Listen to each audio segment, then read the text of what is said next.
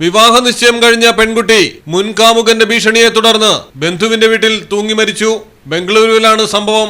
Urban ജില്ലയിലെ ഗൊട്ടിഗേരെ സ്വദേശിനി 19 വയസ്സുള്ള ചന്ദ്രകലയാണ് ആത്മഹത്യ ചെയ്തത്. മുൻകാമുകനായ അരുണിന്റെ ഉപദ്രവമാണ് ചന്ദ്രകല ജീവനൊടുക്കാൻ കാരണമായതെന്നാണ് വീട്ടുകാർ പറയുന്നത്. അരുണും ചന്ദ്രകലയും നേരത്തെ അടുപ്പത്തിലായിരുന്നു.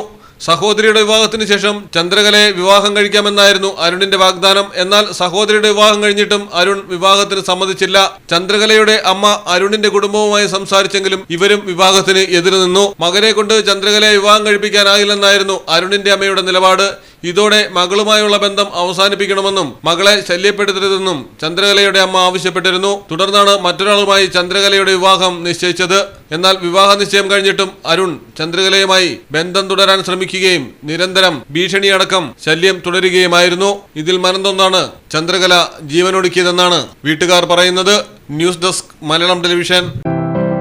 പ്രകൃതിദത്തമായ ചേരുവയാൽ തയ്യാറാക്കുന്ന അൽദാൻ കപ്പലണ്ടി മിഠായി ഇനി രുചിയുടെ പുതിയ രസത്തിലേക്ക് നിങ്ങളെ നയിക്കും.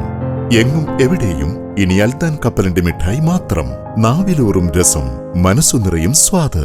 ഇനി ഇതൊന്നു മാത്രം.